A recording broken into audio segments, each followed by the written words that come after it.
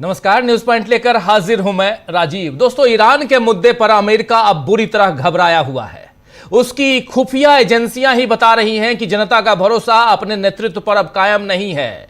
अमेरिकी इंटेलिजेंस सूत्रों का कहना है कि ईरान की सरकार गिरने के फिलहाल कोई संकेत नहीं है। यानी ईरान में जो रिजीम चेंज की बात अमेरिका कर रहा था, ऐसा कुछ भी दिखाई नहीं दे रहा है। और इसकी वजह यह है कि अब भी जनता पर उसकी पकड़, यानी ईरान की सरकार की पकड़ वहां की जनता पर बनी हुई है। आयतुल्लाह अली खामनेई के बेटे मुस्तफा खामनेई को जनता ने स्वीकार कर लिया है। इस बात को ट्रंप शायद पचा नहीं पा रहे होंगे, लेकिन हकीकत यही है कि ईरान ने अमेरिका को झुका दिया है, उसके मंसूबों को फेल कर दिया है।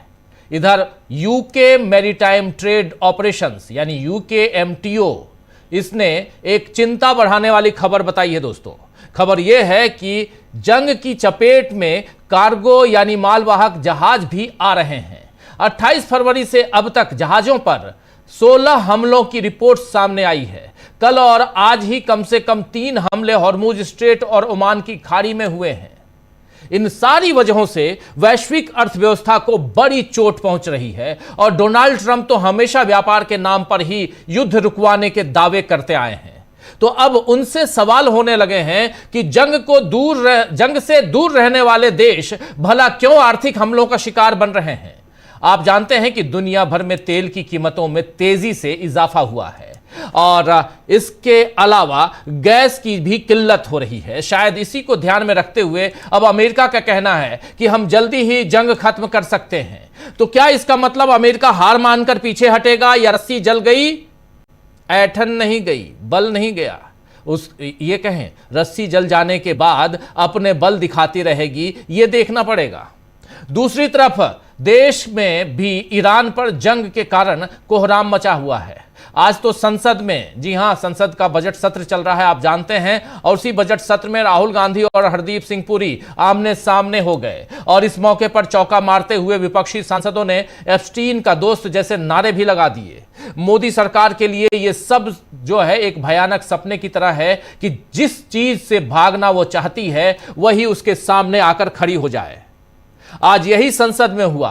राहुल गांधी ने आज एनर्जी संकट को लेकर किस तरह मोदी सरकार को घेरा है, आइए जरा उसकी एक बानगी सुन लीजिए। चर्चा आगे बढ़ाएंगे। इधर हिंदुस्तान में जो कुछ चल रहा है इस जंग से रिलेटेड, और हिंदुस्तान में भी अब इस जंग की बात ज्यादा होने लगी है। और इन सब के बीच आपको पता ही है कि ईरान के खिलाफ सह प्रस्तावक बनकर भारत ने यूनाइटेड नेशन सिक्योरिटी काउंसिल में वहां अपनी उपस्थिति दर्ज कराई ईरान के खिलाफ बहरीन के साथ। इसके क्या मायने, इस पे चर्चा करेंगे। लेकिन राहुल गांधी इधर संसद में क्या कह रहे हैं, सुनिए।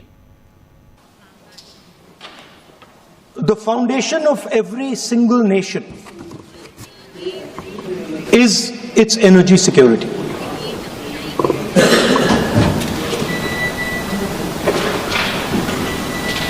And I do not say this lightly, but allowing the United States to decide who we buy oil from, who we buy gas from, whether we can buy oil from from Russia or not, whether our relationship with different oil suppliers can be decided by us. This is what has been bartered. And this is a very puzzling fact for me. It has been a very puzzling fact why a nation the size of India would allow any other nation, the president of another nation, to give us permission to buy Russian oil, to decide who our relationships are with. And this has been a puzzle, and I've been trying to figure this puzzle out.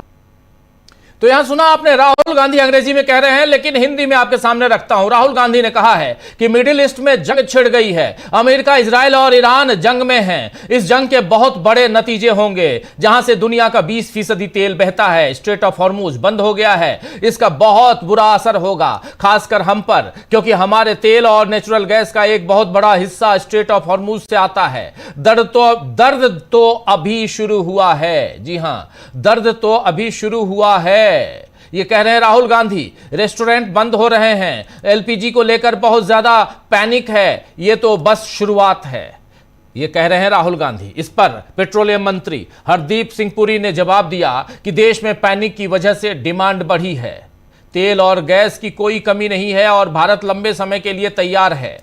यही बात तो कल नरेंद्र मोदी ने भी कही थी।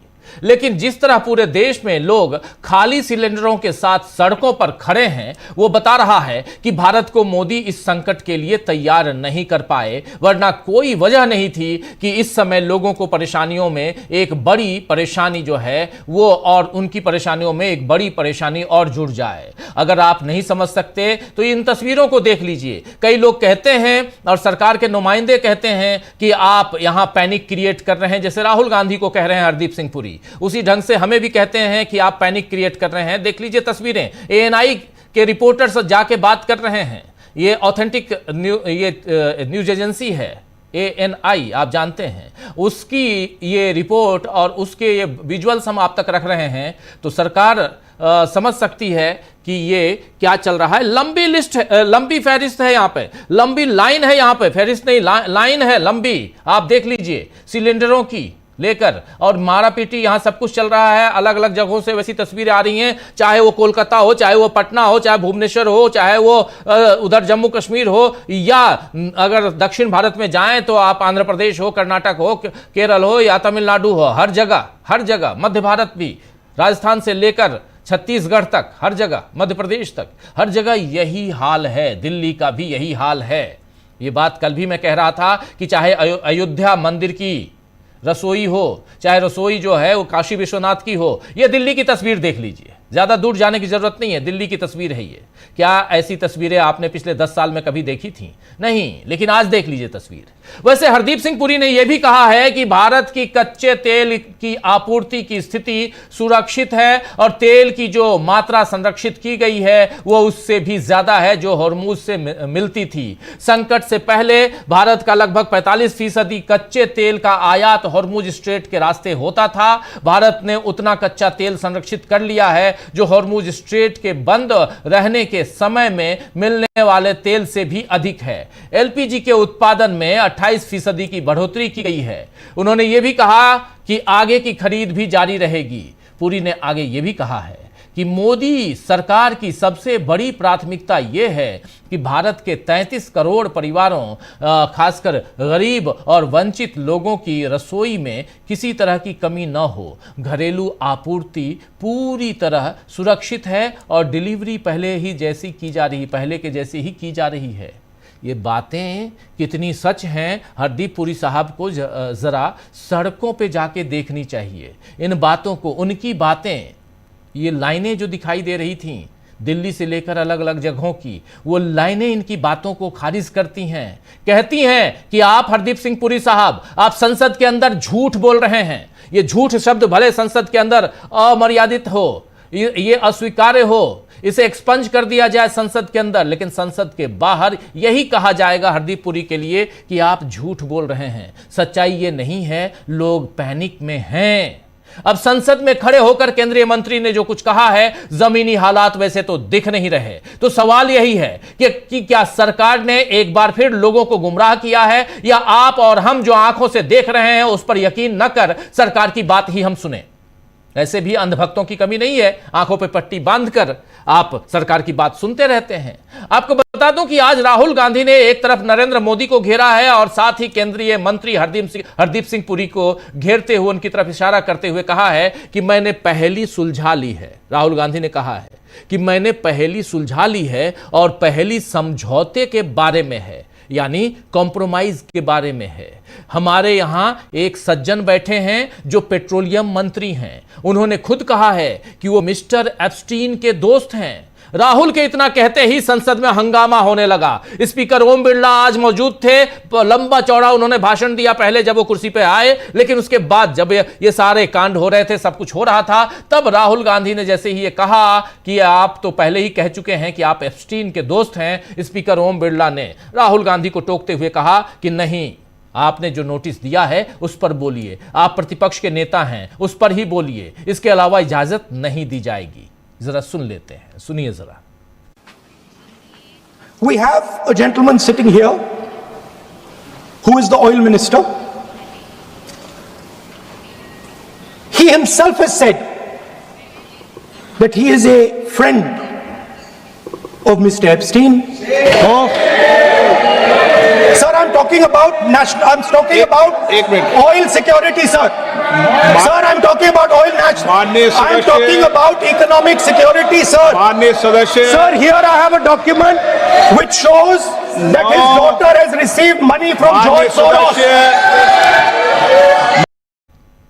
Authenticate कर रहे हैं जॉर्ज सोरोस से कौन कैसे पैसा लिया, तो घूम फिर कर, जी हां, घूम फिर कर एप्स्टीन का जिन्न बोतल से बार बार बाहर आ ही रहा है। ट्रंप ने भी इससे बचने के लिए ईरान पर हमला बोल दिया, लेकिन उसमें और ज्यादा अमेरिका को फंसा दिया। इधर भारत में भी यह मुद्दा दबाया जाना नामुमकिन लग रहा है। इस बीच रूसी मीडिया, जी हां, आरटी, आप जानते हैं, रशिया टुडे ग्रुप, इसने यहां से खबर आई है कि अमेरिकी B-2B जो B-2 बॉम्बर है, उसने ईरान के न्यूक्लियर साइट पर हमले किए हैं। अमेरिकी B-2B यानी B-2 बॉम्बर बस्टर, उसने ईरान के न्यूक्लियर साइट पर हमले किए हैं। वेंटोर लैब ने तालेगन 2 न्यूक्लियर साइट पर की तस्वीर जारी की है, जिसमें बंकर बस्टर बमों से हमले के सटीक इंपैक्ट पॉइंट भी दिखाई दे रहे हैं, जिसके बाद इस जंग के और खतरनाक मोड़ लेने की आशंका बढ़ गई है। इस बीच ईरान ने अमेरिका को बड़ी चेतावनी दी है। ईरानी संसद के अध्यक्ष मोहम्मद खलीबाफ ने कहा है कि फारस की खाड़ी में स्थित ईरानी द्वीपों के खिलाफ अमेरिका की कोई भी आक्रामकता ईरान को संयम छोड़ने के लिए मजबूर कर सकती है। ईरान को संयम छोड़ने के लिए मजबूर का मतलब आप समझते हैं दोस्तों?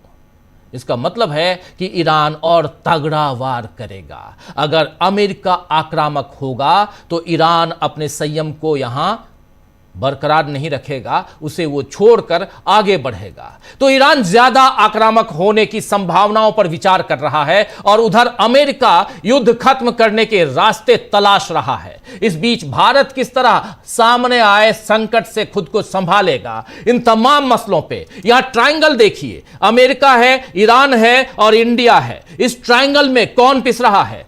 तीनों जगहों की जनता पिस रही है।